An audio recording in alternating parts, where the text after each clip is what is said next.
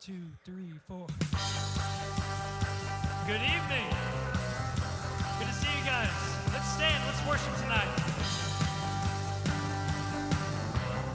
Sing about the victory we have in Jesus.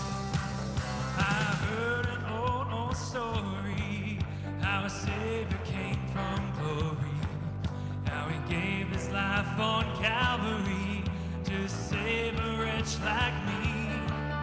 I heard about His groaning, of His precious blood's atoning.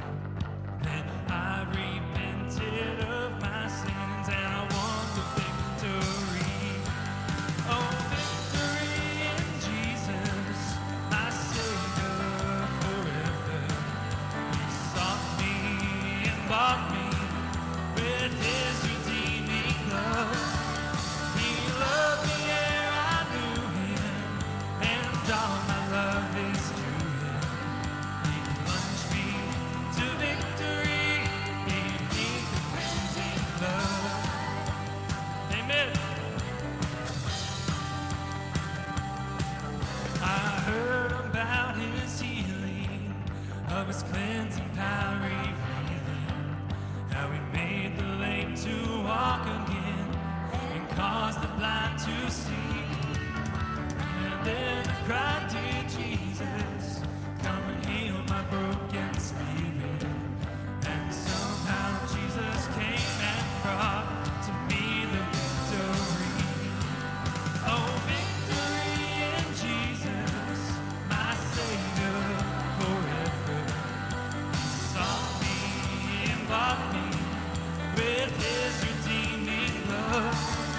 He loved me ere I knew Him, and all my love is to Him. He plunged me to victory beneath the cleansing flood. 3, 4.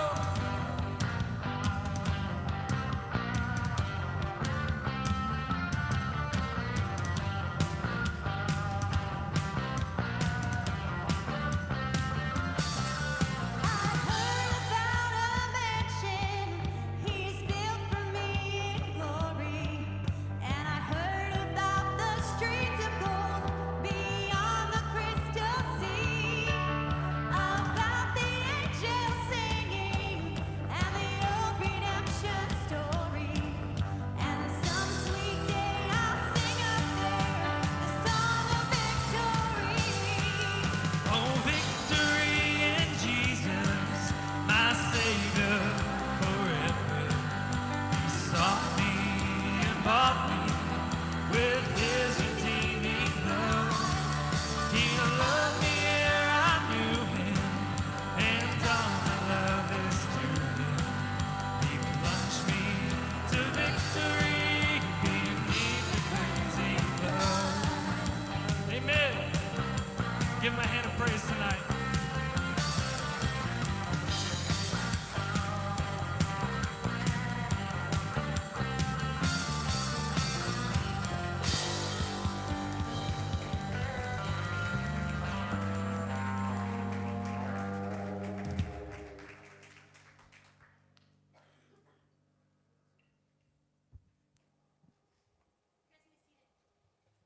Good evening. We're glad you're here tonight. I don't think this is it working. Okay. We're glad you're here tonight. Excited about what's going to happen tonight, but we're going to start tonight with a very special event. Other than worship, Lily Grace Phillips has given her heart to Jesus, and she's going to follow the Lord in baptism today, and hopefully she'll be the first of many this week. And so we're excited about that.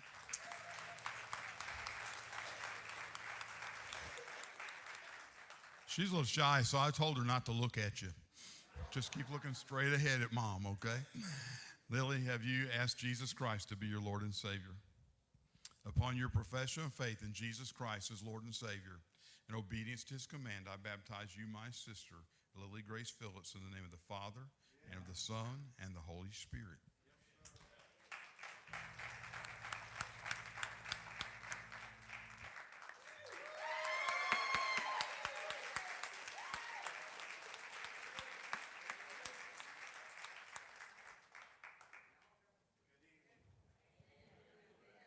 Good evening. We're glad you're here this evening. Thank you for coming and being a part of this time as we gather together each evening, and want to encourage you to continue to do that. There's several announcements I want to make tonight. First of all, we're having to think ahead of this as it comes up down the road, but we are going to be sponsoring a trunk or treat this year. Our youth are already working on it, and they're trying to get it together, and so we need candy. Last year we ran out. We had over 400 people that came, children that came through the line, and so we just literally ran out of candy. And so if you have some, there's a cart right up there in the front. If you'd, from now until October 31st, if you can do that. We're doing the bracelets again this year. They're going to share Christ with the children that come through. If you have a car, that second row right there is mostly student ministry team.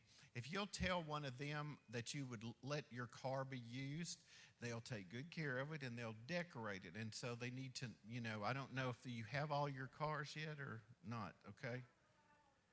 Okay, but we needed some, and any students that want to participate. Also, if you would like to do your own thing and set up a car for children, we did it last year. It was really good. They went by and got food, and then they moved on and then went over the other direction. So if you could do that, that would be great.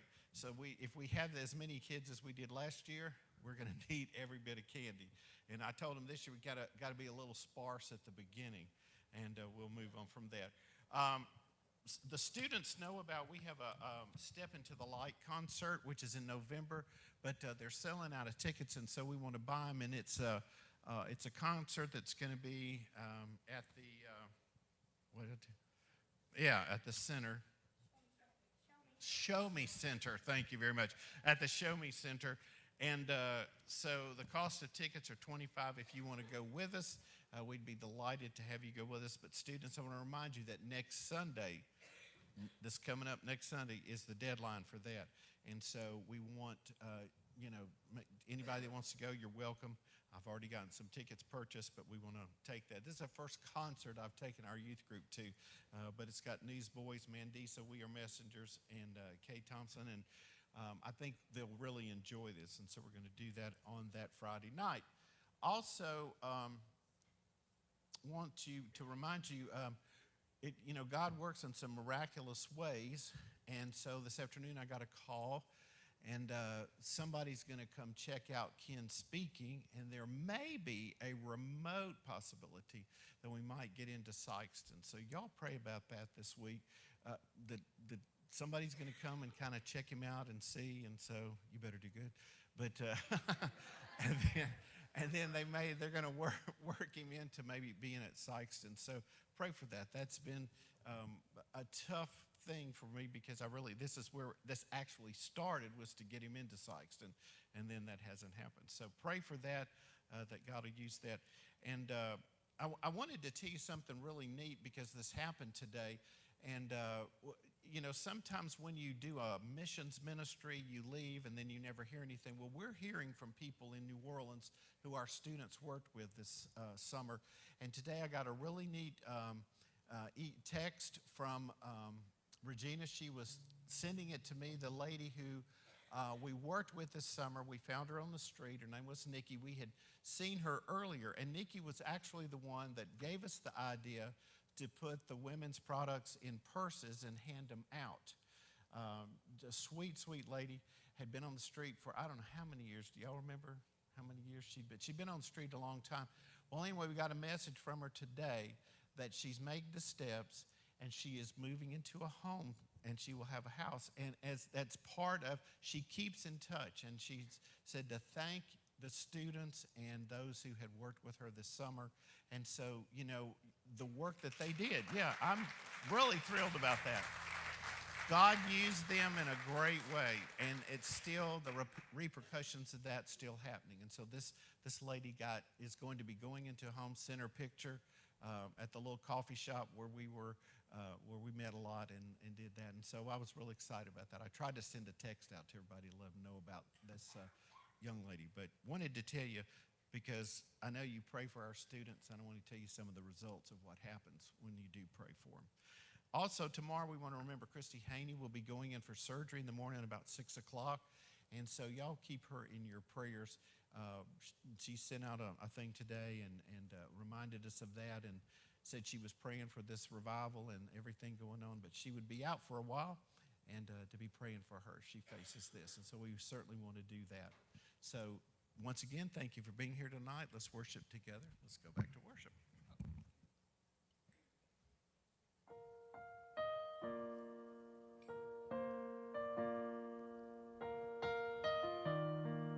Please stand and sing with me tonight. Who has the power to raise the dead? Who can save us from our sin?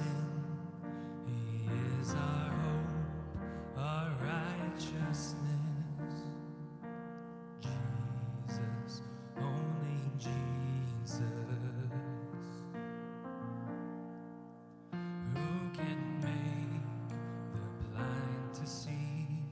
Who holds the keys that set us free? He paid it all to bring us peace. Jesus, only Jesus.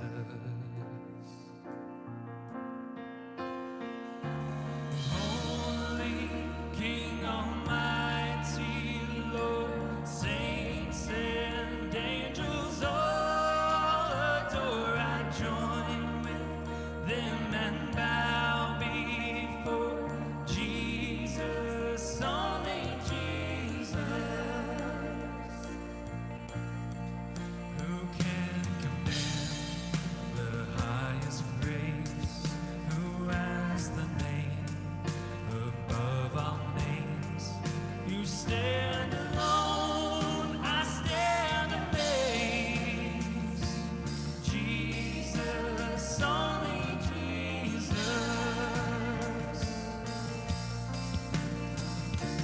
Holy King Almighty, Lord, saints and angels all adore. I join with them and bow before Jesus, only Jesus.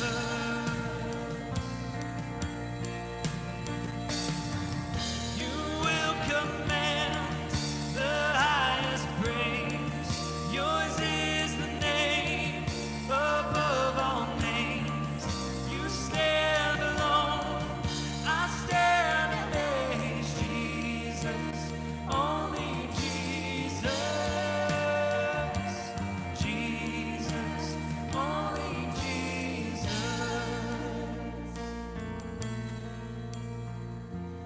Holy King Almighty, Lord, saints and angels all adore. I join with them and bow before Jesus, only Jesus. Jesus, only Jesus.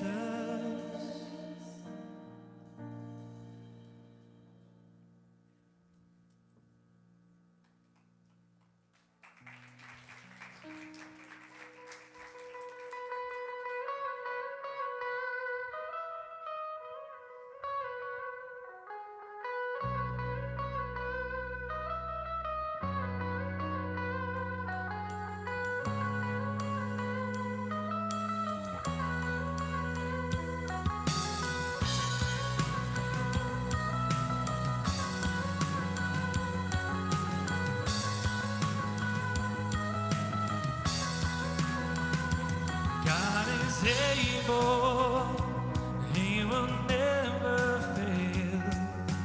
He is Almighty God, greater than all we seek, greater than all we ask.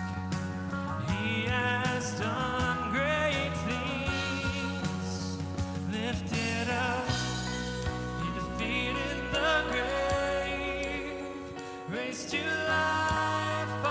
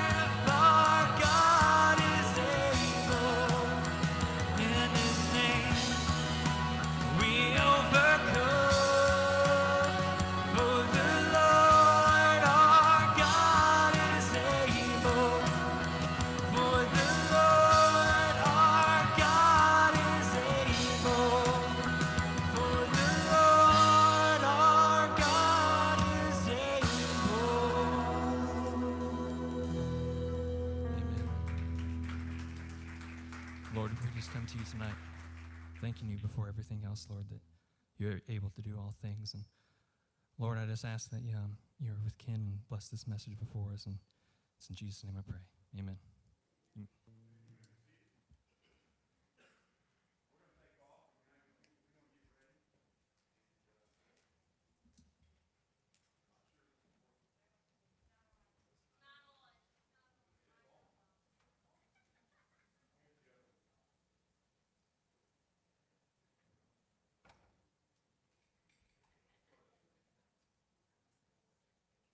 Better, isn't it? There we go. Again, we're glad you're here tonight. I want to talk to you all that are regular attenders for just a minute. Okay, regular attenders and members. If you haven't done this yet, I'm going to ask you to take one of the pew envelopes, take it home, and pray about what God wants you to do. All right, you got all week to get it done, all the way to next Sunday. Anything that comes in the basket today, when we take the offering tonight, if it's in a church envelope for regular offering, it'll go to the regular offering. Anything loose in there, or anything in an envelope marked revival, will go to Ken, all right? We want to bless him. I know he's still not up to having as many meetings. I know he's had a couple meetings canceled recently. Last year, we just gave an incredible offering when he was here, and we need to do that again. We really do. So you pray about it, make a sacrificial offering. You do what God asks you to do, all right? That's all I can ask you to do, is just do what God asks you to do. And so we'll be taking the offering in just a second. They're coming. Y'all come on. And as they come, let me tell you about tomorrow, okay? Tomorrow there will be a Fellowship of Christian Athletes brunch at Studio One, Sykeston Junior and Senior High School, okay? And Ken will be speaking at that. And so pray for that, all right? And then at 2 o'clock in the afternoon, he'll be speaking at Eagle Ridge Christian Academy in Cape. So pray for that as well. Those are his 2 speaking engagements tomorrow. So make sure at those times at 10:30 and at 2 o'clock, you pray that God will use him in a mighty way, all right? And, oh, okay. I'll tell you about the waitress today. So,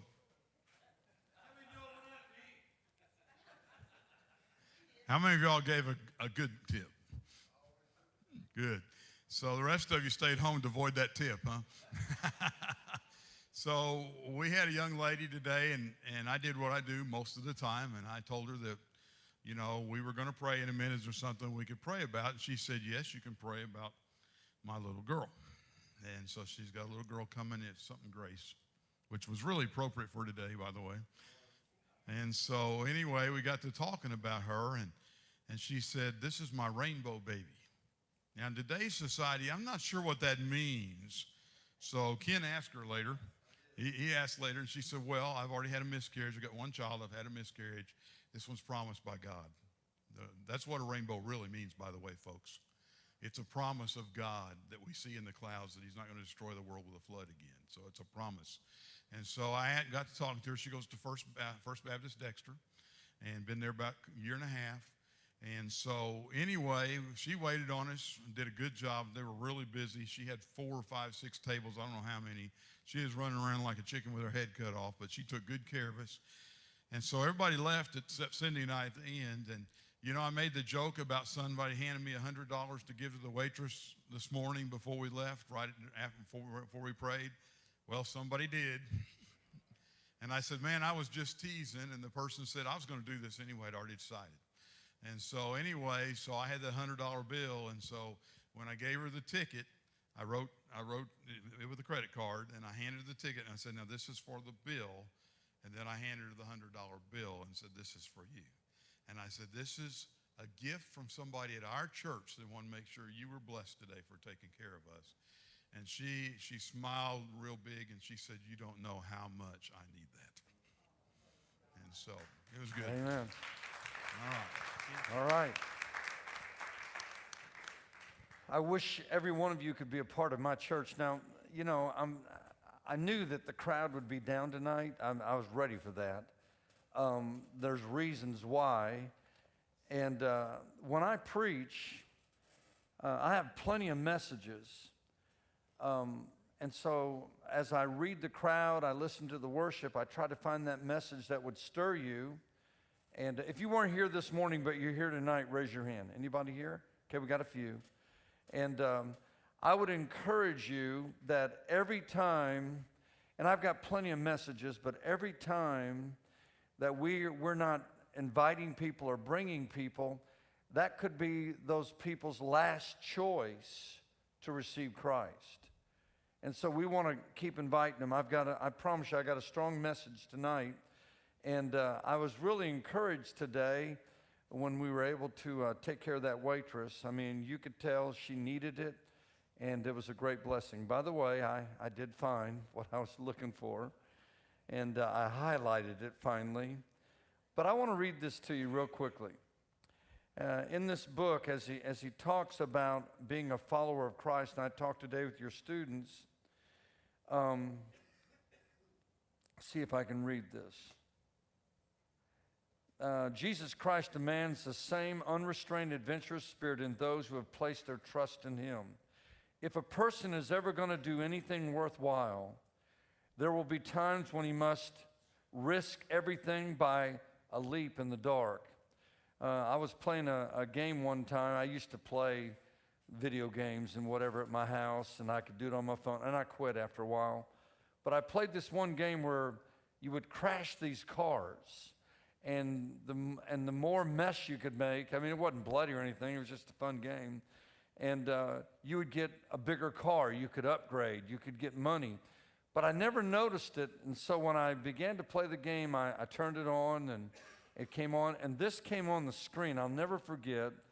It said this. It said, risk equals rewards. And it hit me hard. In order for me to get a better car or to get more money in this game, I had to take some risk. And so if you've not written this down, I'd write it down. Risk will always equal rewards.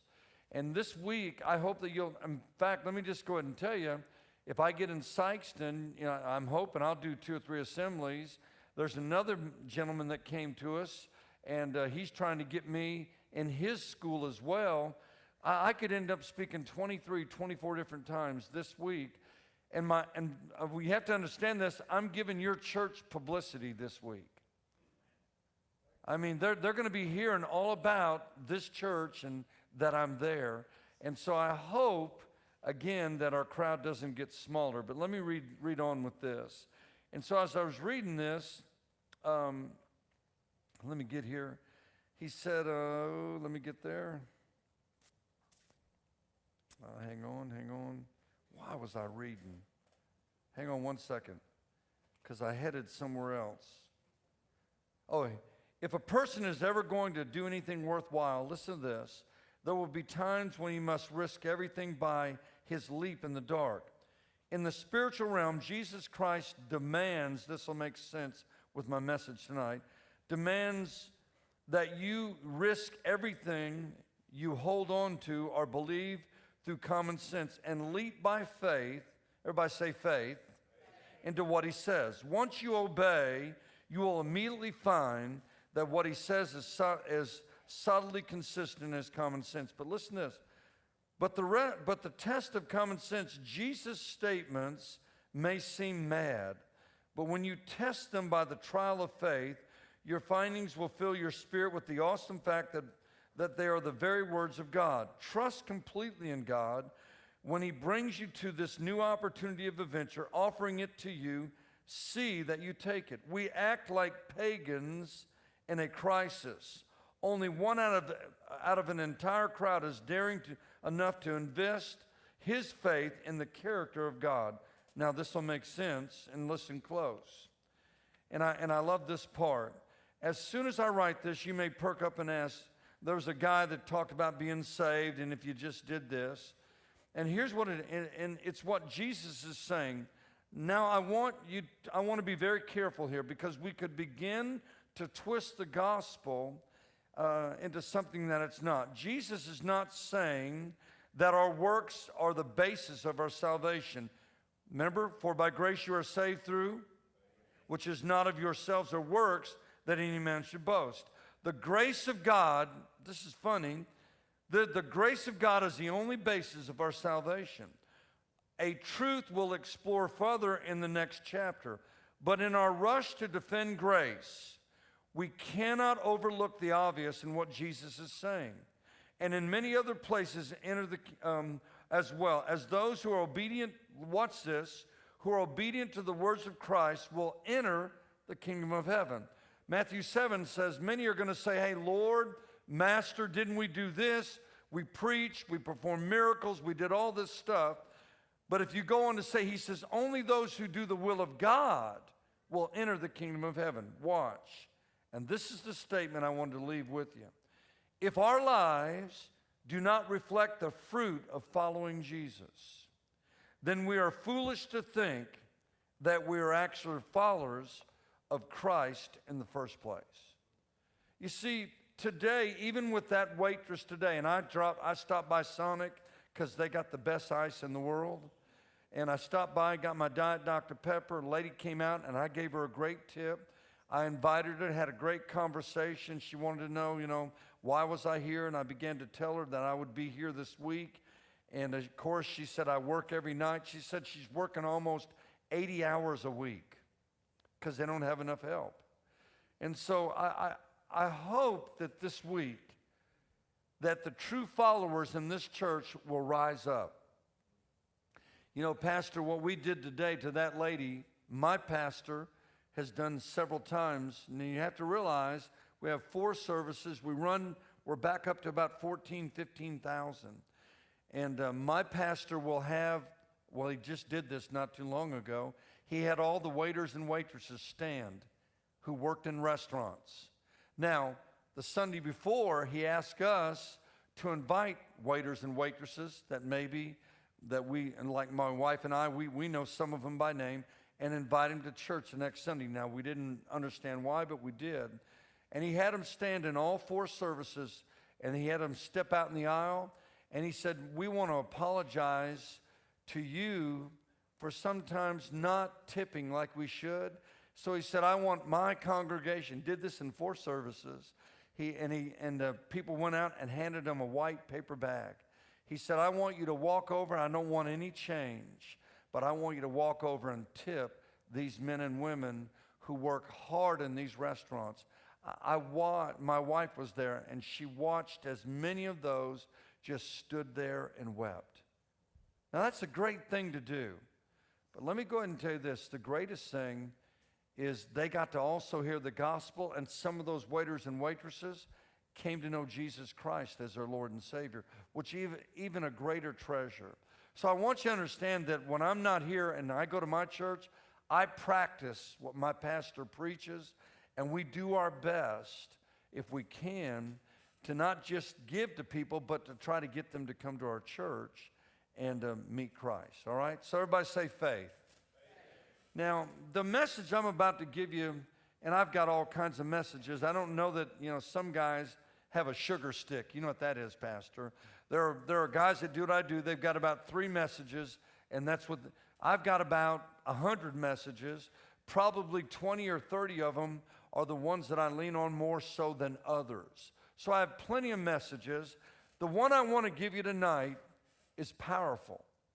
And I want you to understand that it's going to minister to everybody in this room. And if you get this message, I mean it gets in you, when you leave here, you're going to be making phone calls. And by the way, I want to ask you on social media this week, start inviting people. For you that are on social media, whatever it is, whether you Twitter, Instagram, Facebook, whatever it is, start telling people about this week and invite them. I want you to understand that when my son posts something, I always share it. When I have other preacher friends, I always share it. So I want to challenge you to do that. Go to the book of Ezekiel. Go to Ezekiel chapter 3. I haven't read from this in a while, but I want to start here. I normally don't, but I want to. Ezekiel chapter 3. And about 2 or 3 times, what I'm about to read, he does this all throughout Ezekiel. And I want to give you, everybody say faith. I call this message, and by the way, I have a few of my CDs out there, and let me just say this. If you buy a CD, burn as many copies as you want and give them out. I had an English teacher and was in Missouri, and she bought one of my tapes or CDs, and she burned about 60 copies. She only had to buy one. You know what she did? She gave each one of her students in one of her classes that CD, and it was a homework assignment, and she was like a character builder. And so anyway, if you want to do that, do that. I don't know, are they taping messages this week, yes or no? Okay, so maybe if you, okay, so you guys can follow those and get that as well. Everybody say faith. There are two things that God looks at in our life. Two. If you read 2 Chronicles 16:9, don't turn to it, but 2 Chronicles 16:9 says this, I, the Lord, I search this whole earth. I go to and fro this earth looking for a heart, listen to this, Pastor, that is fully committed to me. See, we don't have a money problem in our church. By the way, you gave me one of the most incredible offerings that I've had in a while, and I can't say thank you enough because I deserve hell. But by the grace of God, I get a little bit of heaven here on earth. And so I don't take it for granted. I try to be very faithful. But I want you to hear me. We don't have a money problem. We've got a heart problem. Can you imagine? And I want you to understand, there were people here this morning that won't be back till next Sunday, and they may just go to another church. But here's what I want to tell you. If it's always just a small group of people that are exercising their faith in our church, there ought to be plenty of candy. We shouldn't be running out of candy. And so I want to challenge you between now and you got plenty of time to do it. Just go buy bags of stinking candy. Drop them off, because more than anything, we want to give them also a little bit of the gospel. I hope that's what we're going to do. And that candy is kind of and so I challenge you to do that. But here's the deal. He said, I, the Lord, I search all over, and I'm looking for a heart. If y'all remember, I preached a message on the heart when I was here last time. Everything we do is about the heart. But the second thing, please listen, that God looks at, he looks at our faith. See, and my question to you, and by the way, as I point to you, bing, bing, bing, I got fingers coming right back at me. I mean, let me go ahead and tell you, the message I'm about to give you tonight, I'm going to pray differently tonight, even after I preach it again. Because you need to understand that you've got to ask yourself, what does my faith look like? Well, let's look and see. Ezekiel chapter 3, would you look at verse 1? The voice of the Lord said to me, he said, Son of man, eat what I'm giving you, eat this scroll, then go and give this message to the people of Sikeston, Missouri. I love it because somebody went, dude, I didn't know we were in the Bible, but I did get your attention. When he talks about Israel, this is your Israel. Your school is your Israel. Your neighborhood. So look at what he says. He said, so I opened my mouth, and he fed me the scroll.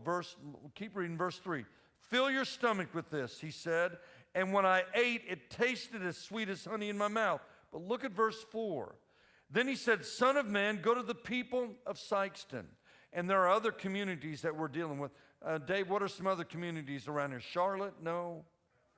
Charleston? Name them. Just name them. Can I just say this to you? If within 20 or 30 minutes, think of all the people that could be here this week. Guys, I'm going to do my part. I don't know how many people I'm going to talk to, but it's going to be several hundred people that I will do my best to get them to this place of rescue. Everybody say faith. So keep reading. Verse 4. Then he said, Son of man, go to the people of Sikeston and all the other areas and give them my messages. I'm not sending you to a foreign people whose language you cannot understand. Verse 6. No, I'm sending you to people with strange and difficult speech. If I did, they would listen. But people of Sikeston won't listen to you any more than they listen to me. For the whole lot of them are hard-hearted and stubborn. Can I get an amen? Look at what he said. But look, I've made you, and I like this, I've made you as an obstinate and hard-hearted as they are. I've made your forehead as hard as the hardest rock. So don't be afraid of them or fear their angry looks, even though they are rebels. But look at verse 10.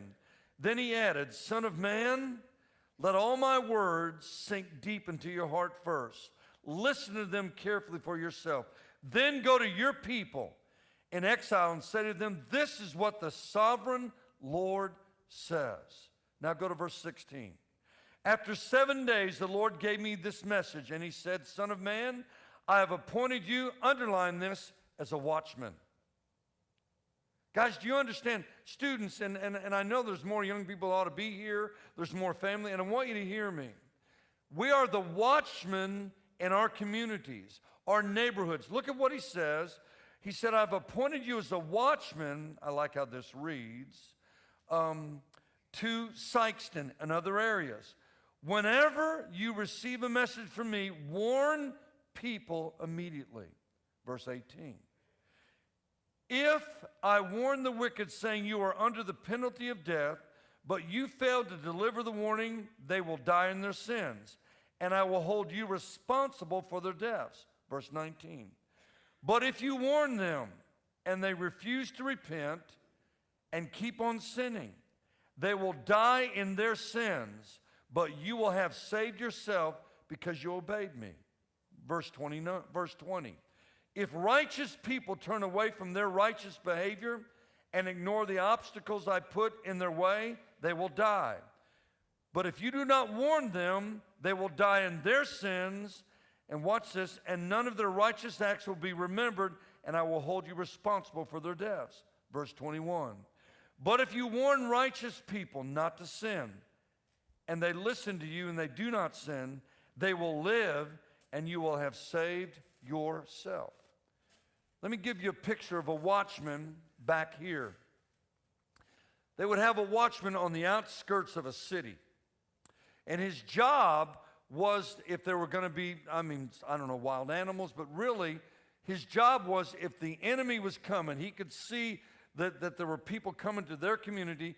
His job was to get back to the town and warn the people so maybe the women and the children could hide and they could be ready to fight. But if he didn't do his job, listen close. He said, if you don't warn these people, if you don't tell them to turn from their sins, and this is the picture that I will give you, and all of a sudden, maybe he falls asleep, maybe he just doesn't care, maybe he's looking the wrong direction, and these people come in and they start killing. I want you to hear me. And all those people are dead, and then they leave. It's kind of like this. A little boy and his dad were working in their barn. And the dad heard on the radio there was a tornado warning in their area, and he knew the Renfro family had no TV or whatever, so he told his little boy, I want you to go warn the Renfro family, tell them that there's a possibility of a tornado. They've got a shelter there, you can stay there, get in with them, and you'll be okay. The boy took off. His only job was to warn them. That's all he was supposed to do. He was almost there, and before he got there, he could see the barn and the house, and he could actually see the dad and some of the kids. But he paused because he saw these birds that were on a wire. And he picked up some rocks, and he started throwing rocks at these birds. He just wanted to hit one. Probably took him 15, 20 minutes, and finally he nailed one of the birds, killed it. And when he walked over and picked the bird up, blood kind of spilled over, and he got the bird's blood in his hands. And then all of a sudden, I don't know if you've ever been in a tornado, but they do sound like a train. And when he looked up, he saw the dad running, he saw cattle, he saw all kinds, and he watched as that tornado kind of went by and did some damage to that family. Don't know if it killed anybody, but the little boy dropped the bird, ran back home because the tornado went another direction. When the little boy got back to the barn, he was trying to tell his dad, what had happened. Dad, I was almost there. Dad, and finally the dad said to him, did you warn the Renfro family? He said, Dad, I was almost there, and there was these birds, and I picked up these rocks, and finally the dad could see his hands. And he said, son, what is that on your hands? He said, Dad, that's the bird's blood. And I didn't warn the family. And this is what the dad said. He said, oh, no. That blood is the blood possibly of the Renfro family. Bottom line is, do you understand that if we don't become those watchmen, if we don't exercise our faith, and this week, Think about this, guys. I've been doing this this is my 39th year to travel 280, 300 days out of the year. That's kind of gone away a little bit. I'll be 70. I don't know when I'm supposed to calm down or grow up. But it's after the age of 70, I'll go ahead and tell you. I mean, do you think I believe what I'm saying? Do you think that I care about your community? Because, see, God's placed me here. I am that watchman. And I'm getting ready to go out through your communities and other communities and try to tell these people, listen, make better choices. Choose to come and hear the rest of my story. Choose to come hear message on character and truth and life. Now do me a favor. Turn, if you would, to go to Psalms 25. Go to Psalms 25 real quickly. Psalms 25. I don't have a time limit. Psalms 25. I'm just going to go back to my hotel room, and there ain't a lot happening there. Psalms 25. When you get there, say I'm there. I'm going to give you my message. I'll try to be careful with your time. Psalms 25, would you look at verse 14? Everybody say faith. Everybody say friends. Now, students, I'm going to go ahead and tell you, I did a portion of this message with you guys when I was here last time, but I didn't do it here. But I'm going to redo this. Look at what he says about faith and even about friends. Psalms 25:14. The Lord is a friend, watch this, to those who fear him. Now, when he says fear him, that's not Jason. It's not Friday the 13th. That word fear, everybody say reverence. Say honor. And so when he says those who fear the Lord, in fact, Proverbs 1:7 says that the beginning of knowledge is fear of the Lord. In other words, we recognize and we acknowledge who God is. We give him honor. So look at what he says. The Lord is a friend to those who honor, who recognize and glory and give him glory and honor and fear him. He teaches them his covenant and promises. Go, if you would, to Proverbs chapter 18. Proverbs chapter 18. Everybody say faith. Everybody say friends. Now I'm going to do you a favor. I'm going to paraphrase my message tonight in my stories. Proverbs chapter 18, verse 24. And by the way, thank you so much for throwing up these scriptures. And look at what there are. Now, if you don't have a Bible, you can look right there. There are. Here's what I tell young people, Pastor.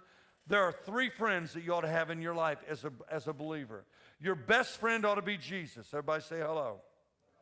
Your best friend ought to be Jesus.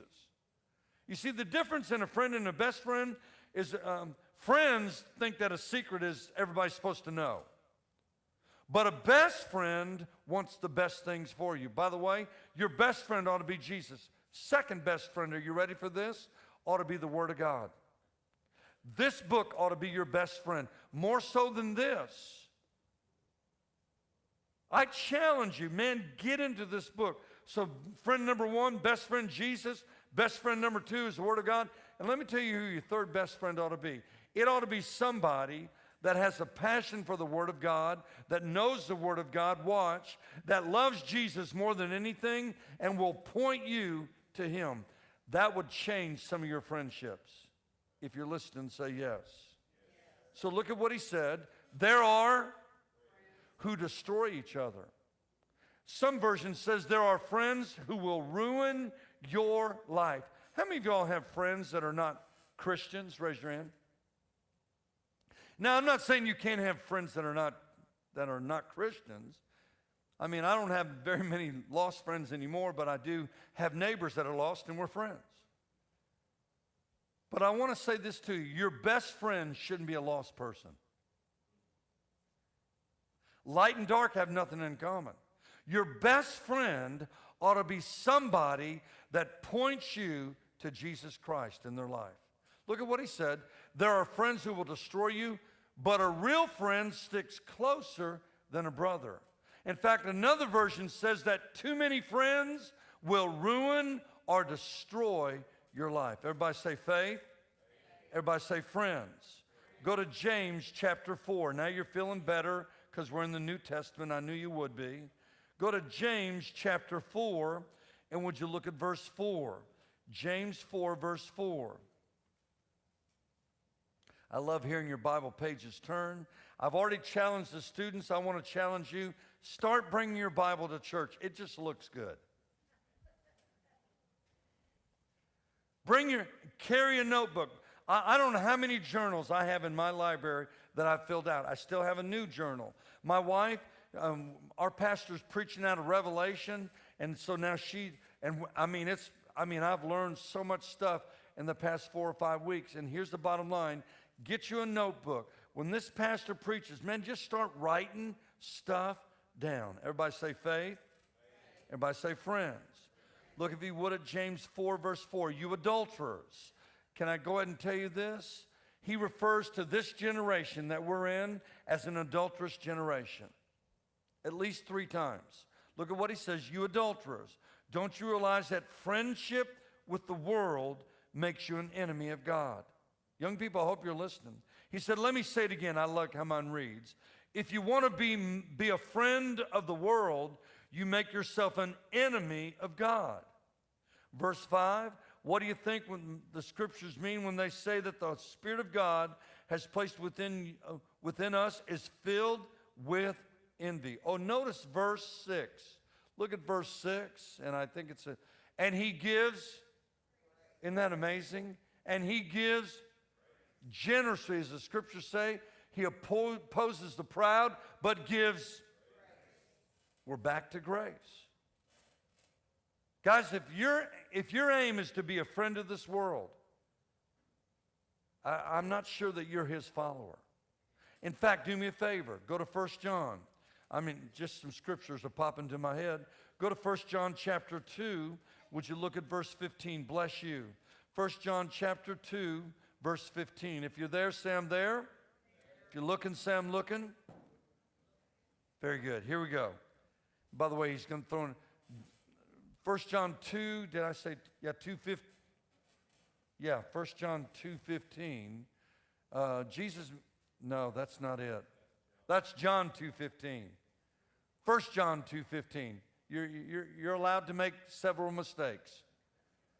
Dude, I haven't given you many scriptures. 1 John chapter 2, verse 15 says this. Do not love this world, nor the things, watch this, the world offers you. Young people, look. For when you love the world, you do not have the love of the Father in you. Verse 16 says this. He says in verse 16, for the world offers a craving for physical pleasure, a craving for everything that you see, and pride in our achievements and possessions. These are not from the Father, they are from this world. And verse 17, thank you very much. And this world is what? Along with everything that people, but watch this now, but anyone who does what pleases God will live forever. Guys, what does your faith look like? Don't answer out loud. But if you could tell somebody, here's my faith. When my grandson passed away, I'm just telling you, my wife, my daughter-in-law and my son, their faith just went to another level. You see, you find out where your faith is when you go through stuff. You see, the pandemic that we've gone through or going through, listen, it either strengthened your faith or it hurt your faith. I'm going to show you. God, I want you to hear me. If we claim to be a faithful, born-again believer, then we ought to love God more than anything. He ought to be foremost in our life. In fact, if you were to read, and I may preach this, but in Luke 14, don't turn to it. You can look at Luke 14, 25 through about verse 31, 32, and here's what it says. Jesus said to all the people who believed him, he said to his followers, if you want to be my disciple, young people, I didn't even give you this today. He said, if you want to be my follower, Luke 14, it's around 25, 26, he said, you must hate your mom, hate your dad, hate your husband, hate your wife, hate your brothers, hate your sister. And listen to what he says, you must hate even your own life, or you can't be my disciple. You ought to read it. Now, I know what some teenagers are thinking. I like those verses. Mom and Dad, we need to talk tonight. Mom and Dad, you know, you tell me to believe the Scripture. Well, the Scripture says that I'm supposed to hate you. Mom and Dad, I do. You know what he's saying there? Here's what he's saying. Our devotion to Christ seems like nothing else matters. Can I say this to you? For when I'm devoted to him and I'm loving him and I'm faithful to him, can I tell you this? Then I'm going to love my wife. I'm going to love my neighbors. I'm going to love the waitress today. Do you understand that when my love for God surpasses everything else, I'm going to love everything else that ought to be loved? Amen? If you're listening, say yes. Go, if you would, to Mark chapter 5. I'm trying to get to my message. You guys are just slow. Mark chapter 5. I'm going to paraphrase. Everybody say faith. Everybody say friends. Go to Mark chapter 5, verse 1. Now, I'm going to paraphrase this as much. There are 3 stories in this chapter, at least 3. Here's the first one. Mark 5, 1. They arrived the other side of the lake in the region of in this region, and when Jesus climbed out of the boat, here's the first one, there was a demon-possessed man. He came out from the cemetery to meet him. This man lived among the burial caves, could no longer be restrained, even with a chain. Whenever he was put in chains and shackles, as often as he was, he snapped the chains from his wrist and smashed the shackles. No one was strong enough to subdue him. Day and night he wandered among the burial caves in the hills, howling and cutting himself. When Jesus was still a distance away, the demon-possessed man, watched, saw Jesus and ran to meet him and bowed. Even the demons recognized who Jesus was and bowed before him. Now watch. With a shriek, he screamed, "Why are you interfering with me, Jesus, Son of the Most High God?" Recognized who he was. "In the name of God, I beg you, don't torture me." For Jesus had already said to the spirit, "Come out of this man, you evil spirit." And here's the bottom line. This demon-possessed man, I want you, even in the state that he was, had a little bit of faith and believed and recognized who Jesus was. Jesus cast the demons out, and he cast them out into what? That's why I don't do pork. I'm messing with you. Here's the bottom line. He cast them into the pigs. The pigs, I don't know, several thousand were killed. But look, watch this, verse 18. Jesus was getting in the boat, and the man who had been demon-possessed begged to go with him. Think of that. Jesus, please let me go with you. But what Jesus said, he said, "No, go home to your family. Tell them everything the Lord has done for you and how merciful he has been." Everybody say faith. Say friends. I want you to hear me close. The 2 things that God looks at in our life is our heart and our faith. Now watch this. He leaves the demon-possessed man and runs into a desperate dad. Kind of like your pastor is for his wife. I mean, he's desperate. And I know you guys, he probably talks about that a lot. Can I just tell you? Put yourself in his situation. My wife has fibromyalgia. My wife has thyroid issues. My wife's got a lot of stuff going on in her life. And I've anointed her with oil. We've gone to some healing services that I trusted. But I want you to hear me. I'm desperate for one day for her to have no more pain. She's got Meniere's, an inner ear deal. It's just incredible what she's been bombarded with. And so I want you to listen. This desperate dad, watch, leads a demon-possessed man who put his faith and said, "Jesus, I want to follow you." Watch this. Jesus got into the boat, verse 21, went back to the other side of the lake where a large crowd gathered around on the shore. Then a leader of the synagogue, a man by the name of Jairus, a desperate dad, his daughter was dying. And he said, "Jesus, my little daughter's dying. Please come, lay your hands on her and heal her." Jesus went with him, and all the people followed. Watch. And all the people followed, crowding around him. And then there was a woman. Watch this now. Demon-possessed man gets set free, falls at Jesus' feet. The desperate dad, daughter is dying, falls at his feet. "Jesus, I believe you can heal my daughter. Let's go." And then on his way there, look at the next story. There's a diseased woman. Look at this. A woman in the crowd, verse 25, suffered for 12 years, bled for 12 years of her life.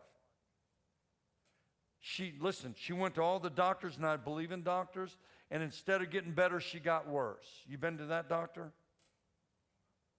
Every now and then, my doctor, I'm supposed to get, and it got worse. But here's the bottom line. She ran out of money, and so look what happened. Look, if you would, at verse 27. She heard about Jesus, so she came up behind him through the crowd and touched his robe. By the way, guess where she touched his robe? Down by the dirt, his feet. People are walking on her. I want you to listen. She didn't want to cause a scene. She believed that she could just touch the hem of his garment, and I want you to hear me, that she would be healed. I'm sure people are kicking her out of the way, but look what happened. For she thought to herself in verse 28, if I just touch his robe, I'll be healed. Immediately, the bleeding stopped.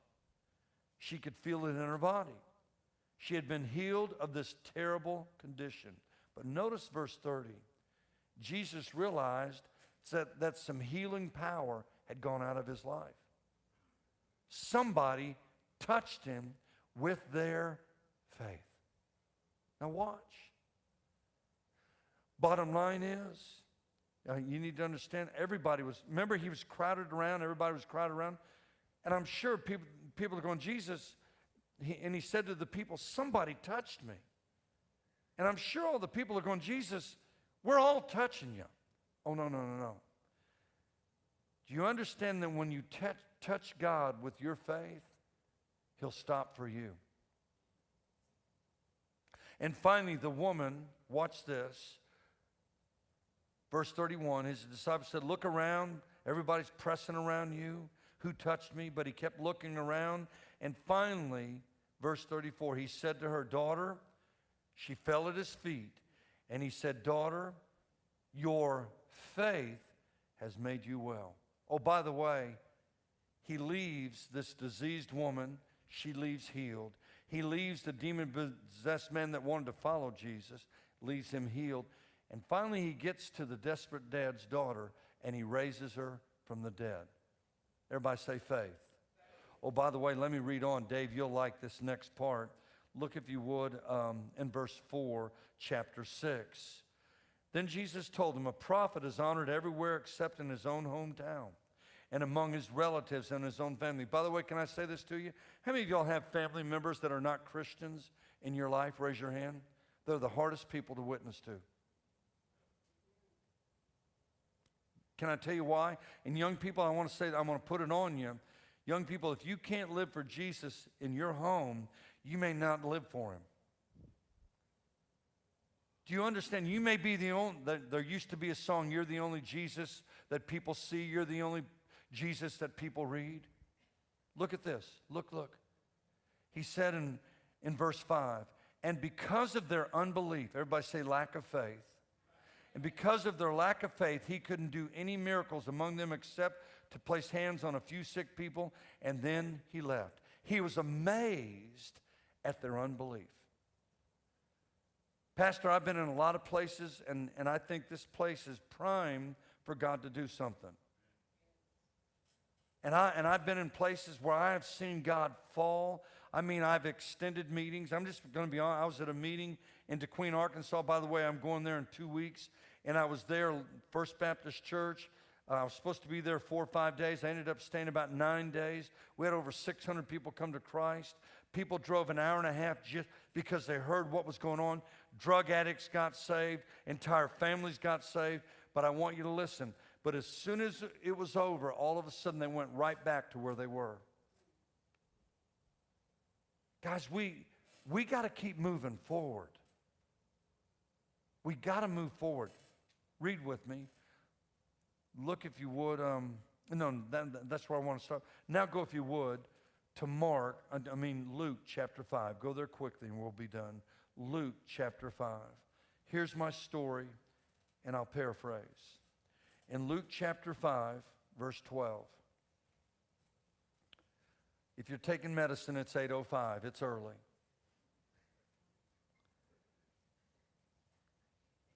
How many of y'all think I could probably go to midnight? Anybody here?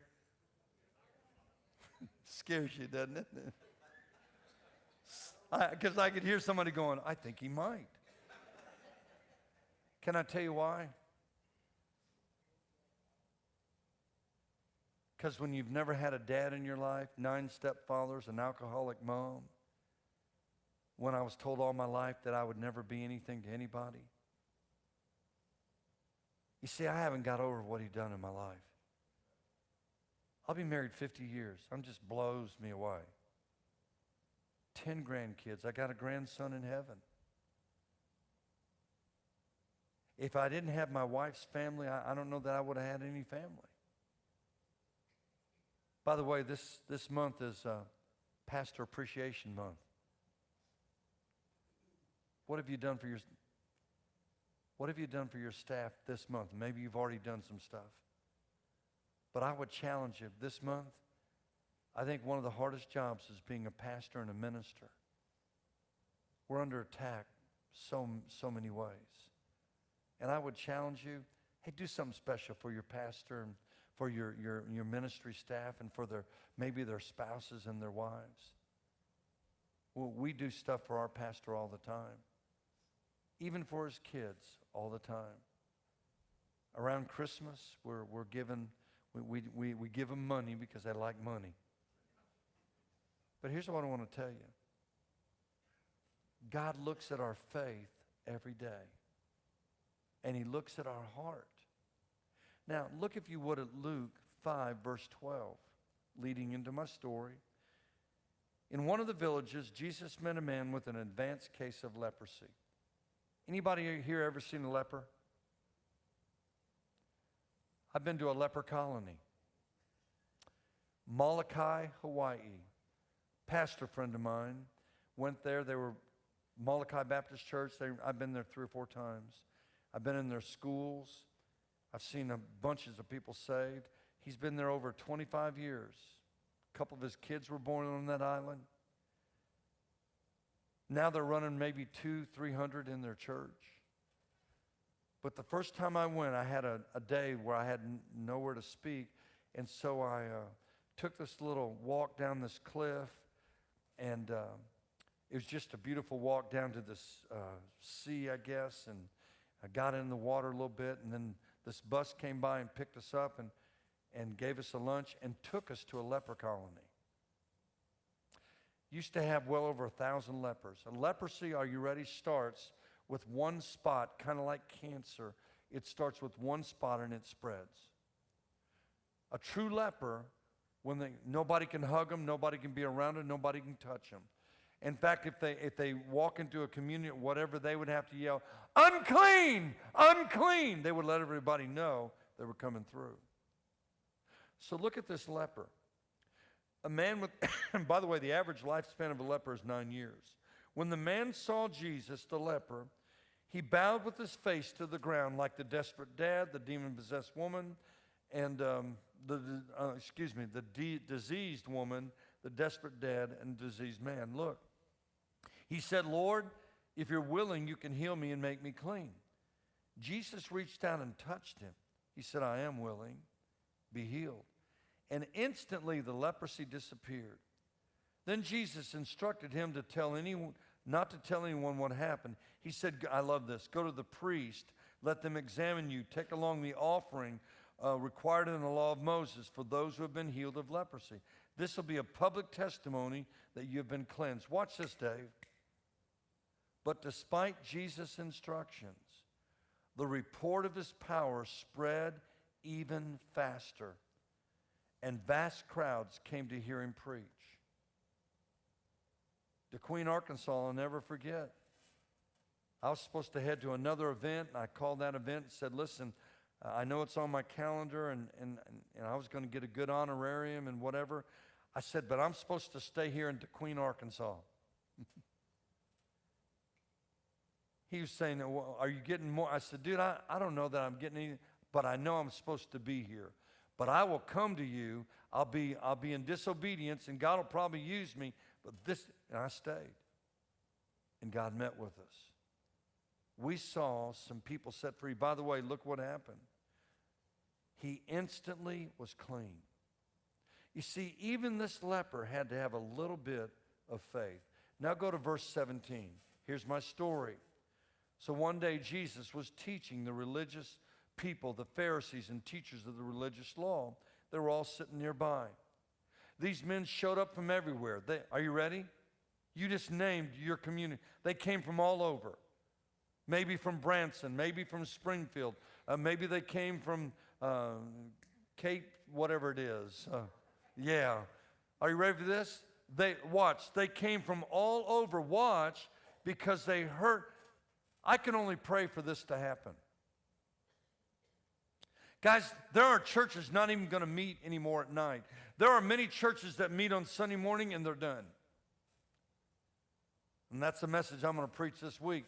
Because if all Jesus is going to get out of us is a Sunday morning, we're in trouble. I mean, it's amazing. My wife, physically, she's going through a lot of stuff. And when I leave, it's always tough to leave, but I want you to hear me. She knows this is what God's called me to do. And when I'm back home, we're ministering to other people in our community. Everybody say faith. Everybody say friends. Let me give you some statements. Are you ready? And I'd write it down somewhere. Your faith and my faith can make a difference in somebody else's eternity. I'm going to say it again. Your faith and my faith can make a difference in somebody else's eternity. Guys, when we decide not to walk in faith, not to exercise our faith, you need to listen. When we decide that our faith is weak and wimpy, and by the way, I've been overseas many a time, and let me just say this, believers overseas, you can't be a weak, wimpy Christian to go overseas. You better have incredible faith. You see, do you understand that your faith and my faith can make a difference? And here's what scares me. Young people, I hope you're listening, because when people look at us, they don't read Matthew, Mark, Luke, and John. They read our life. We're the Bible they read. And my fear is that they look at believers who cuss like they cuss and dress like they dress and act like they act and all that stuff. And so they look at people and go, and by the way, I'm going to do a message called 4 Chairs. I haven't decided when, either Tuesday and Wednesday. You do not want to miss that. One of the most powerful words that God's given me. Because we got a lot of people sitting in the wrong chair. You don't want to miss it. But this is the bottom line. People look at us and say, you know what? If that's a Christian, I'd rather go to hell. See, our life ought to point people to Jesus. In fact, we ought to be contagious, not contaminated. People ought to want what we have. And so you need to understand that these people saw Jesus, and when they were drawn to him. Watch. Everybody say faith. 3 things, and I'll prove it quickly. Everybody say faith always gets God's attention. That's the truth. Everybody say faith always does the unexpected. Now, my son put it well, Pastor. When we lost Trey, and yet Caleb got to live. If all we get, this is all we get with Caleb, he'll live with his mom and dad forever. But man, he's out sharing. I mean, just listen to me. He knows that he's not completely healed, but he doesn't let that keep him from sharing his faith. And here's what my son said, and he said this. He said, sometimes God gets glory when he takes somebody to be with him, and sometimes God will get glory when he leaves them here. Some way, somehow, Cindy, I'm just telling you, God's going to get glory and is getting glory through your life. Everybody say faith. So faith always gets God's attention. I'm going to show it. Faith always does the unexpected, and faith can't believe what circumstances tell you. Guys, if we allow the economy, if we allow a tornado, I mean, we had an ice storm last year. If we allow those things, if we allow politicians, if we allow a virus to change our faith, we got the wrong God. You see, you ought to read James chapter 1, 2 through 4. It says, consider it pure joy, my brethren, when you encounter various trials, knowing that the testing of your faith will produce endurance. Let endurance have its perfect work, that you might be complete, lacking in nothing. And if anyone lacks in wisdom, I'm just going on a little bit, he said, ask of God, and I'll give it to you liberally. Notice what he said. Consider it all joy, listen to this, my brethren, when you go through various trials. The key word is when. You know, young people, your student pastor, your youth pastor has been through it, has had a lot of loss in his life. And if you want to encourage him, live for Jesus. Be faithful to Jesus. Get your friends here this week. Get family here this week. I can make you a promise. If you get lost people here, they're either going to get saved or they're going to leave miserable. That's the two options. But I want you to hear me. Real faith gets his attention. Real faith always, look at the stories I just shared. Real faith always does the unexpected, and real faith won't believe what circumstances change. Look at the story. Watch this. They came from every village. The Lord's healing power was strong with Jesus. Look at verse 18. Everybody say some men. Everybody say 4 friends. If you read the same story, it's in Mark chapter 2, it said there were 4 friends, or 4 men. And these 4 men, young people, I hope that you'll remember this, they had a paralyzed friend. This guy had been paralyzed all his life. Think about this. And these 4 friends heard about Jesus. Maybe they heard about the demon-possessed man. Maybe they heard about the diseased woman. Maybe they heard about the desperate dead. Maybe they heard about the leper. All of a sudden, these 4 friends decided, we're going to get our friend to Jesus. By the way, listen to me, because of all the messages I preach, this is more for you. By the way, if you're here tonight and you're not a Christian, I want you to listen. This message is for you as well. Because all of us are in this story. How many of y'all have fear in your life? Raise your hand. Fear will paralyze you from your faith. How many of y'all worry in your life? Raise your hand. Are you ready? Worry will keep you from worshiping.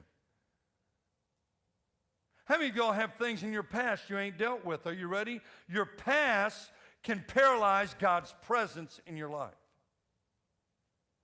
Man, if you've got guilt, shame, and blame, you'll never have peace. Man, if you're being paralyzed with loneliness and insecurity and depression, suicidal thoughts, I want you to hear me. That will keep you from having peace in God. See, all of us are in the story. We've been paralyzed. So you got a paralyzed dude and 4 friends. Young people, hope you're listening. Because every time I preach this, Dave, you've heard me preach this more than anybody in here. But this message, can I go ahead and tell you, is a powerful word, because the paralyzed dude couldn't get to Jesus without 4 friends. See, you can be paralyzed with unbelief and never believe. You can be paralyzed with religion and never have a relationship with God. Hell will be full of people that got baptized and dipped and dunked and sprinkled. They rededicated their life 9,000 times. Hell will be full of people that were paralyzed with good works and religion.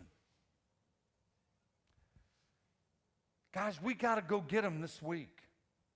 You've got family and friends that are 1 heartbeat, 1 car wreck, maybe 1 bullet, maybe a suicidal thought from their eternity. So the 4 friends, look at the story. So the 4 friends decided to take their friend to who? To who? Now, Pastor, I don't know, but they might have been Baptist. Because somebody had to come up with the idea. You got 4, guys, we got to give them to Jesus. So I don't know if they voted on it, got it in the bulletin. But somebody said, dude, we got to get our friend to Jesus. Now watch this. And so the 4 friends decided we're taking him to Jesus. Now the paralyzed dude was on a sleeping mat, so he's probably asleep. So some men came, they came carrying a paralyzed man. Watch this. So they wanted to take their friend to who? Because they wanted their friend to be what? Now, don't forget that. Don't go left or... They wanted their friend to be healed. So look what happened. So when they got to the house, by the way, Jesus was in a house. Now, and by the way, Dave, you know, I don't know how many times we've been together, but we've seen churches packed. Benton, Louisiana, we packed that, probably one of the most incredible youth groups I've ever been a part of in my life. And I've been with St. Augustine and everywhere else. But I want you to hear, we have seen this happen in many churches where we couldn't get anybody else in. So they got to the house. They wanted to get their friend to who? Just want to make sure we're going right. And they wanted the friend to be what? Nobody can tell me, Pastor. I don't know how far they walked. I don't know how long it took them to get there, but they headed to where Jesus was. Well, when they got there, they couldn't get there because of the what? Yeah, we ain't got to worry about that. At least not till Easter. They couldn't get their friend to Jesus because of the... Now watch this, young people. They were sitting in the windows. They were sitting in the door. You couldn't get another person in. So let's look and see what they did. They got mad and went home. Joined another church. Left their friend outside. Maybe Jesus would trip over him. All right. That's a reverse standard. Are you ready? They decided to take their friend where? To the what? Is it roof or roof? You say roof? Go ahead. Everybody say the word. Yeah, it wasn't funny till we all started saying it. We got a roof and a roof and a roof. They decided, are you ready? Now we got another decision. I don't know if they got a vote on this. Somebody said, all right, guys, we can't get in through the door or the window. We're going top of the house. So, see, guys, this story, by the way, is not a parable. It happened. It's a real deal. So these four friends were determined to get their friend to who? Because they wanted their friend to be what? Man, I would be a good teacher. Now, they're lifting a paralyzed dude on top of a house. Are you getting the picture? They're walking on top of the house. Jesus underneath the roof, and he's teaching people. And finally, the paralyzed dude wakes up with a few questions.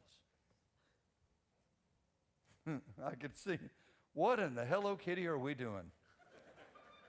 I just scared somebody right there, I promise you. Then somebody got upset because I said Hello Kitty. I love doing it because it freaks my granddaughters out all the time. Are you ready for this? I think the paralyzed dude had a few questions. What are we doing? I think the friends had a good answer. We're taking you to because we want you to be. I think he had another fair question. Why didn't we go through a door or a window? Because of we couldn't get through the, but we want to take you to Jesus, so you'll be. I think the best question is, what if you all drop me?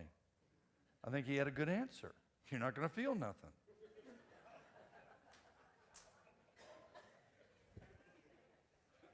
Now, the blondes just didn't figure that one out yet.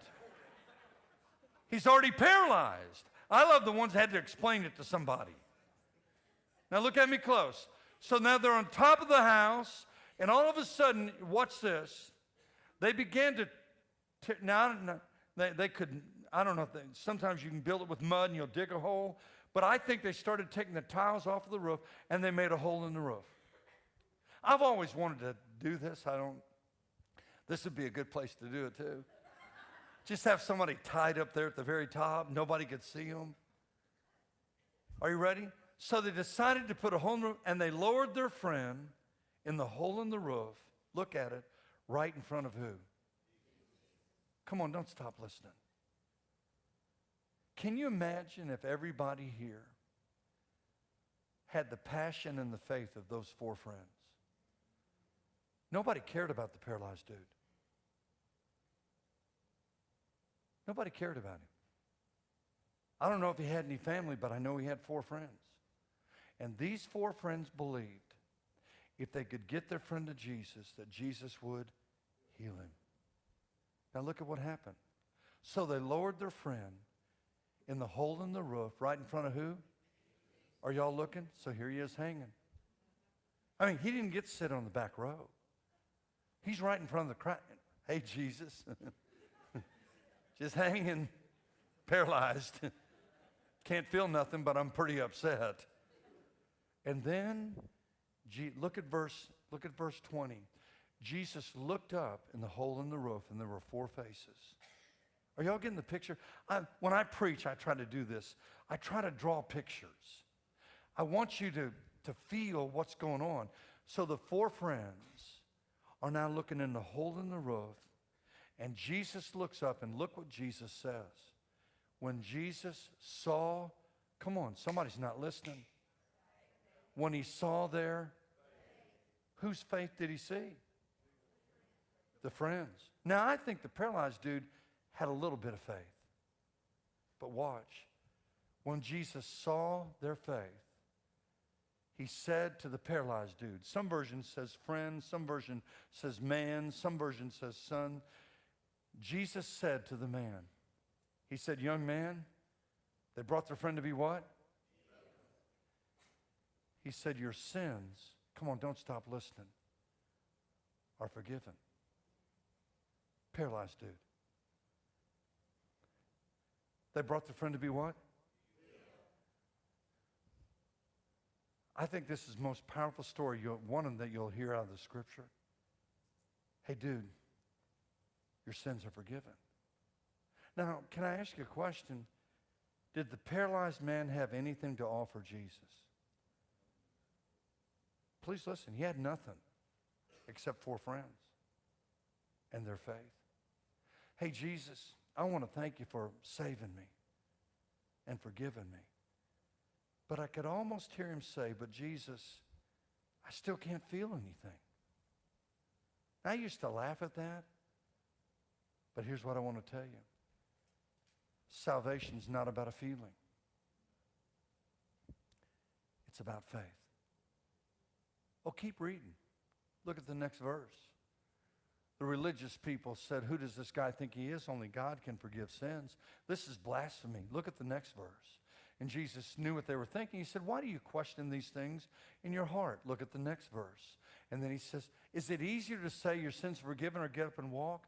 Look at the next verse. He said, but I'll prove to you that I, the Son of Man, have authority on earth to forgive sins. And he turned to the paralyzed dude and said, stand up, pick up your mat, and go home. Look at the next verse.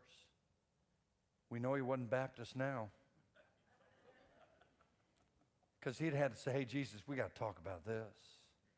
Look at what he said. Immediately, as everyone watched, the man jumped up. Watch. And he picked up his mat, the very thing that carried him all his life.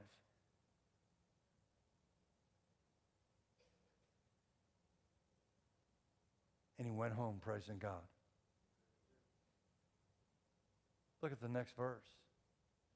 Everyone was gripped with wonder and awe and praised God. Now, can I say this to you? Why would Jesus save him first and heal him second? God, this is good what I'm about to give you. Because God is more concerned about the eternal things in your life than he is a baseball game, than he is a trophy. God is more concerned about the eternal things than he is your grandkids, your marriage. Those are important. But God's more concerned about the eternal things than temporary. 2 Corinthians 4:18 says, the things that we see now are temporal, but the things that we don't see are eternal. Can I tell you about the 4 friends? The paralyzed dude would have never been saved. See, I don't think everybody's been listening. I know that. The paralyzed dude would have never been saved, would have never been healed if it hadn't have been for his and their. I was in Jackson, Tennessee, Inglewood Baptist Church, very big church. I went there 4 or 5 times. They had me for retreats. They had me for revivals. I mean, we packed the place out. I was there maybe a third time. 2 services, probably 1,000 in the first and 1,500 or so in the second. Dr. Jett was the pastor there for years. And I remember the second service, I got ready to preach. And I'll never forget, whoever's going to come play a guitar or something, go ahead and make your way up. That makes everybody feel better. Are you ready for this? And I noticed this lady, true story, her name is Kim. Kim and I, from time to time, text and Facebook. This is, I don't know how many years ago, but she walked in with a walker. 2 of her kids were with her. There was a third student. Come to find out, these 3 had heard me at a camp. Their mom ran a daycare center with her mom. But this lady was not a believer, very angry. And she walked in with that walker. Her right leg was so twisted. And I watched her walk in and sit down. I knew nothing about the story till later. I gave the invitation, and she was sitting at the back. We'd had about 75 people saved that day, and she was one. She walked out. Her 2 children and friend, I think the husband was at work, but they walked down with her. When she got to the front, she walked up to me, and her leg was just twisted. About 35 years old. She said, "Brother Ken, I've been so angry at God." She said, "Can I tell you why I'm here today? Here's why I'm here. Because my 2 kids and their friend, our church sent them to a youth camp, and you were the pastor. And they said that they saw so many people saved, and they believed that if they could get their mom, they wanted their mom to be saved more than anything. And so we saw, they're about an hour and a half away, we saw you were going to be at Inglewood Baptist. We're about an hour and a half from you. So I told my mom, we said, "Mom, you're going to go hear this guy preach. Mom, we just want you to know the Jesus that we know. I mean, we want you healed, but more than anything, we want you saved." The mom didn't put up a fight. She went. So she came down. She told me that. And that morning, she was saved. God saved her. That night, she came back, sat on the front row, had her Bible with her. That night, we also baptized her. When we baptize at our church, and we ought to do it, because see, that'll make sense tomorrow night when you hear my message on B. There are some people who have been saved, got saved later down the road, but they've never been baptized. I was in Brandon, Mississippi. Oh, I'm not going to forget Kim. It was about the 3rd or 4th night. I'd spoken probably 15 schools, and we'd packed the church out, and I think it was like on Tuesday night. I mean, God just met. And I went over to the side, and I just prayed. I didn't know where we were supposed to go, and the pastor came over and said, "What are we going to do?" And I said, I don't know. I said, but I ain't stopping. The youth pastor, Phil Brown, walked up to the pulpit. He said, "I need to say something to the church." Now, you need to understand, this is going to be really, really bad or really, really good. He said, "I haven't even told my wife this. I'm thinking this could be really, really bad." And here's what he said, young people. 34 years old, I believe he was. He said, "I made some decision when I was a kid, but I wasn't saved." He said, "But in college, I gave my life to Christ." He said, "I've never told anybody." He said, "I know I'm saved, but I've never been scripturally baptized." He said, "So I need to tell the church that I need to be baptized." Now, I don't know if you need to fire me and rehire me, or are you ready for this? I'll never forget, 34 choir members walked out of the choir and stood behind him. All 34 of them, adults, said, "Same thing happened to us."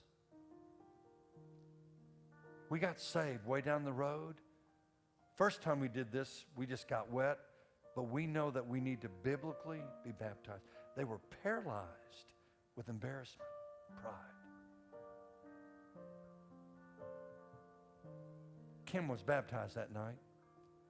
She came back out, and I pulled a chair out, set it here, and I called for deacons. Now I'm real careful. I said, I don't, if you're a deacon that smokes and drinks and blah, blah, I said, I'm not talking to you. I said, I need deacons full of the Spirit of God and our prayer warriors, because we're going to lay hands. We're going to pray for Kim. Now, they didn't have any, we do anoint at our church. We have a little vial. Well, they didn't.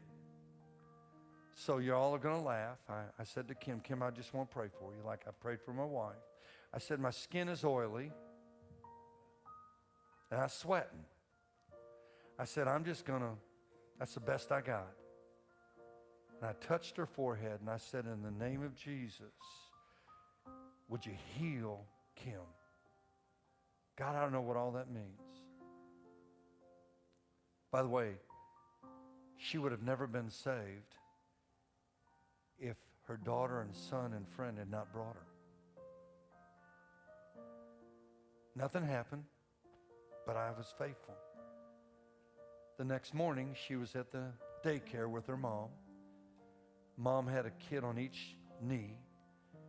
Kim's job was to answer the phone. The phone rang, and she headed to the phone and picked up the phone, said hello, and then she looked over, and everybody was looking at her. The mom was crying. Kim just hung up the phone. Said, Mom, what's wrong? She did walk over with the walker, but what she didn't know was her right leg that had been twisted like this was turned completely normal. Now, I haven't seen this happen. I'm just telling you. She came to church that night without a walker. A little bit of a limp, but no walker. You think people ever forget that? She said, I'm supposed to go to Nashville to my doctor tomorrow. And I said, go. And she did. She said, I walked into the office and the nurses started crying because I'd been this way for years.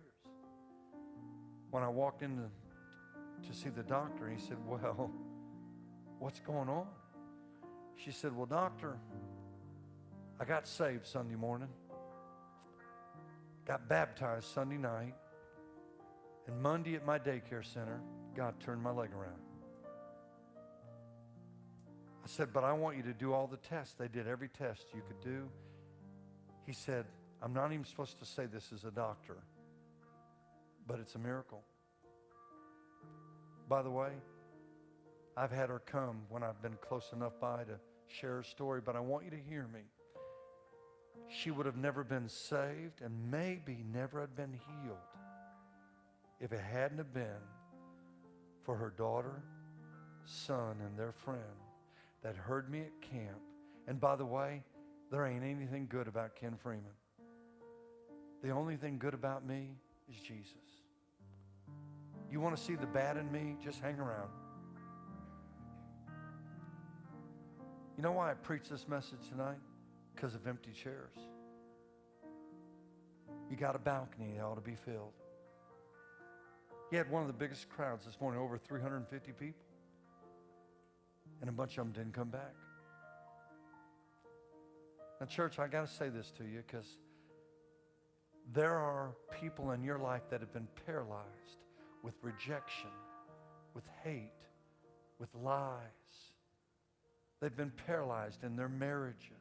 They've been paralyzed with depression, suicidal thoughts, drugs, lies. And we need the faith of those four friends. We got to get them this week. We got Monday, Tuesday, Wednesday, Thursday. Saturday, I'm with the students, and students, that room ought to be filled.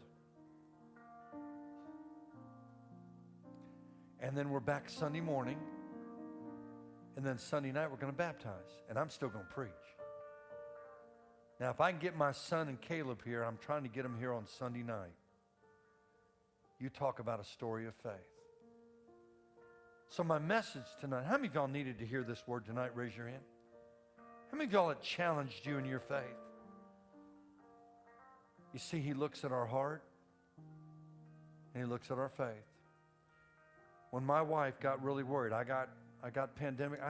I got the COVID. I had to cancel 2 meetings. I was ready to go. Had to cancel. One church sent me a little check. My wife said, "What are we going to do?" And I said, "Baby, we're going to do what we've done all our life. We're going to walk in faith. I don't see how we're going to get out of this. I don't see, but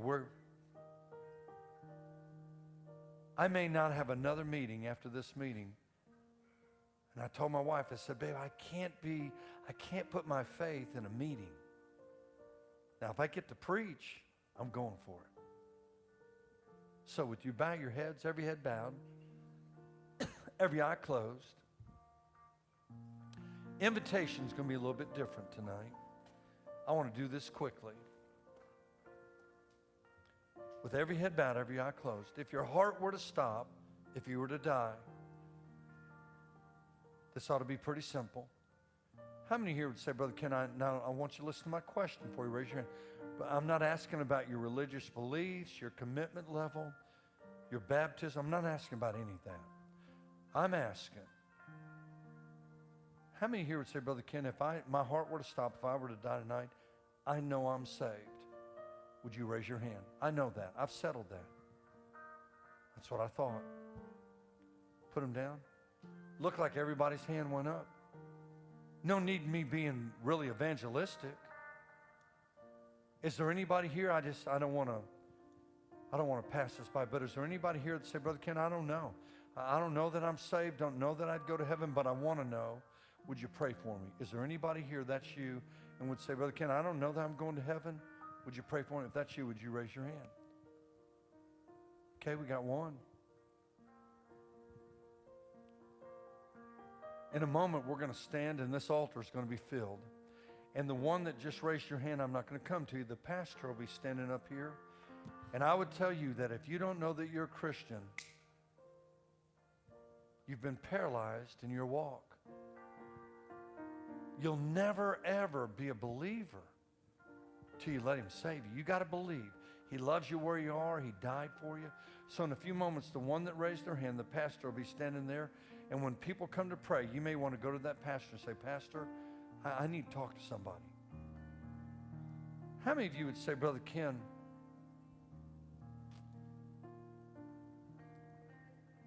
I want the faith of those 4 friends.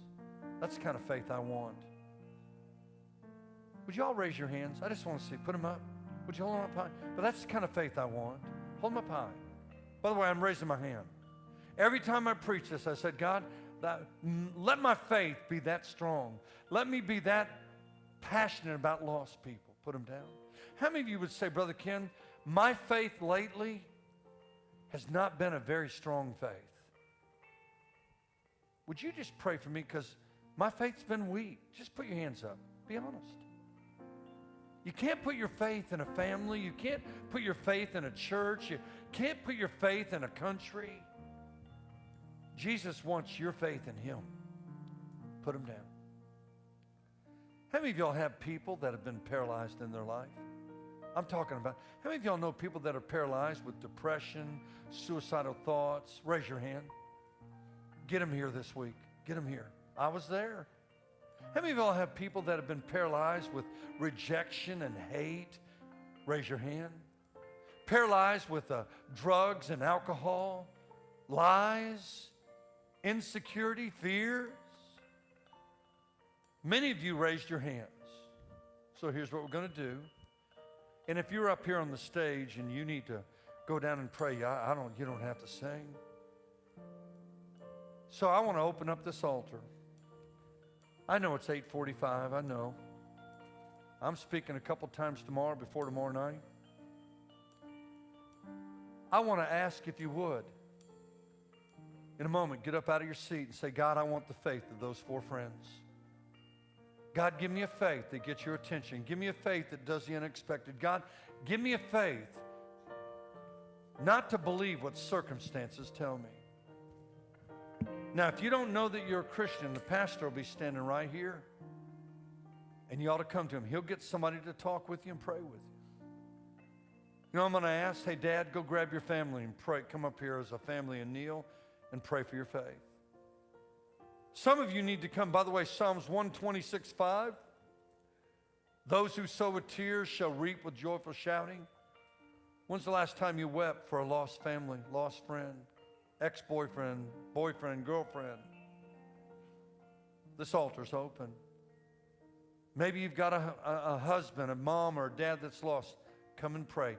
God, give me the faith of those 4 friends. I was in a little town outside of Abilene, Texas. And these 2 young ladies, I spoke at their school, and they said, Brother Ken, my dad's an alcoholic. My parents are divorced. But Brother Ken, we want our dad to be saved more than anything. We'd love for their marriage to get back, but we want our dad to be saved. And sure enough, on the last night, they both waved to me, and their dad was standing right between them. He'd been drinking a little bit, but he came forward. God sobered him up and saved him. Church, I preach this message because we got to fill this place up this week. You don't want to miss one night, any of my messages, not one. But let's get lost people here. Are you ready? This altar is now open. Who'll be the first ones to come and say, God, give me the faith of those 4 friends?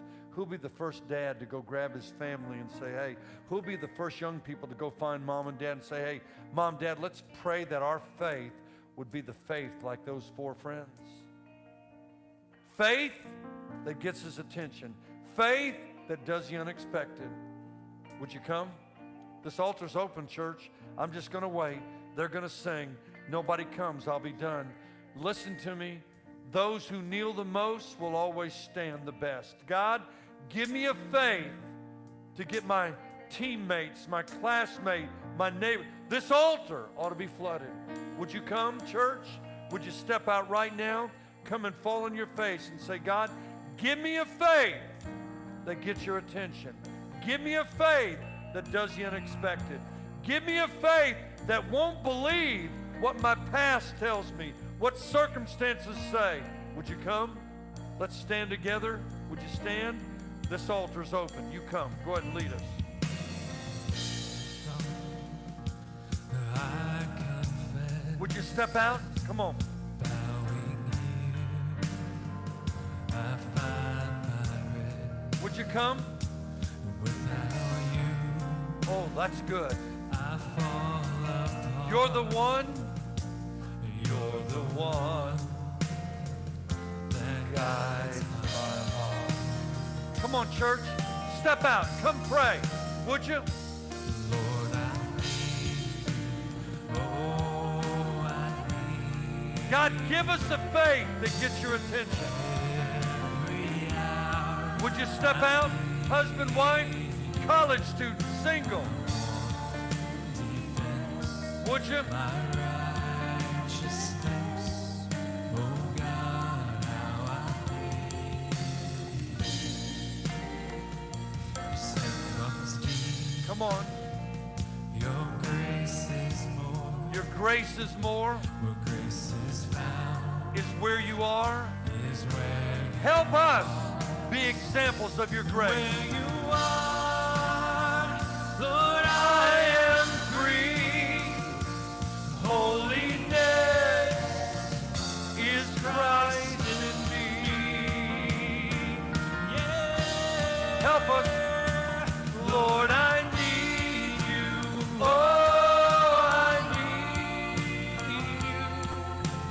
Every hour I need you. My one defense, my righteousness. Oh God, how I need you. So teach my song to rise to you When temptation when temptation comes my way. and when I cannot stand, When I cannot stand, I'll fall on you. Jesus, you're my hope. Jesus, you're my hope and stay. Come on now, help us.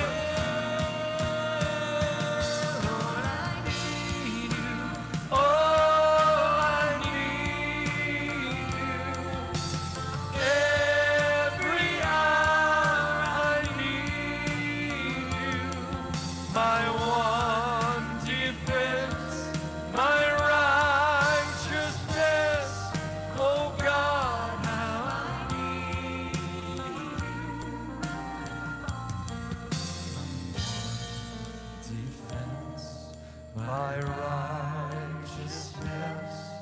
Oh God, how I need. Would you bow your heads, play real soft with your heads bowed?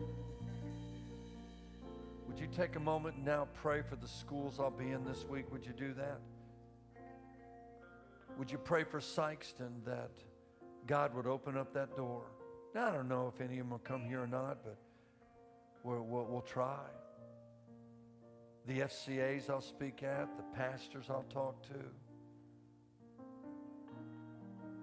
What I think on Tuesday, I think you've got your Celebrate Recovery, and that group's going to be in here. I pray that we've got the same thing. Would you take a moment and pray for your faith? Hey, God, give me a faith that gets your attention. This week, God, give me a faith that does the unexpected. God, give me the faith of those 4 friends. Father, I want to thank you for this day. God, most of the time I'm done in 2 or 3 days, but God, we got another whole week ahead of us. I pray for the waitresses that'll wait on us, that we'll try to get them here, the waiters, the people that work at Walmart or Walgreens, we'd get them here. God, I pray for these students as they're in a war, every day a war. God, would you use these students to get their friends here? Would you use parents to get other couples here? Lord, we give you praise. Thank you now. And look this way. Moment, I'm going to let the pastor come. I'll be out here at my table.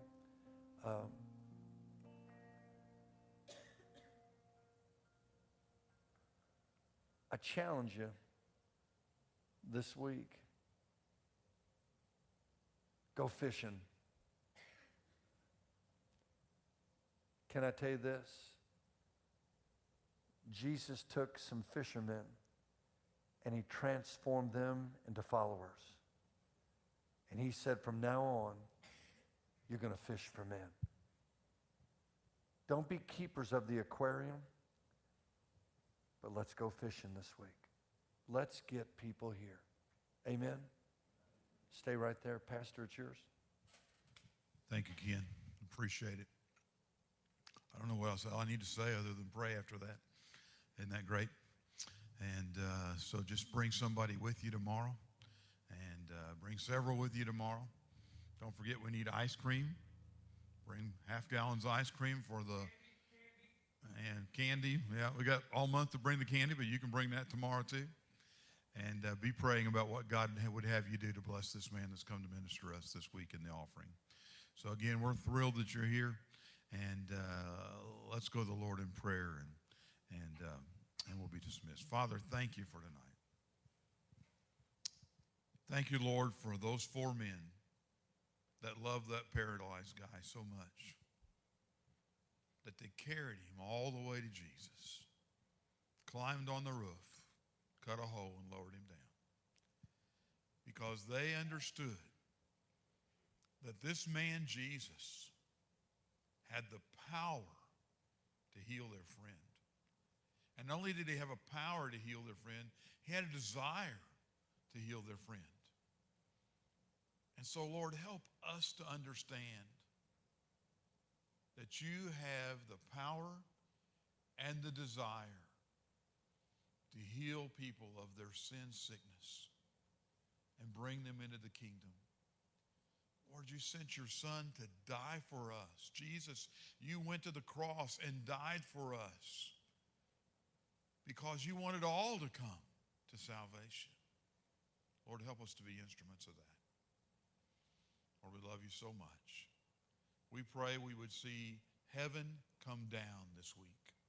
Father, we just pray that our own people would get revived. They'd be back tomorrow night. They would get excited about Jesus once again. Father, if we're going to have revival, we need to let our own hearts open first.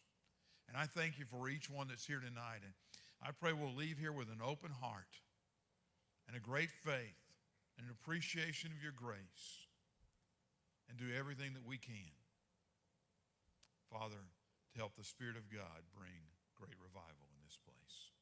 And I ask it in Jesus' name. Amen.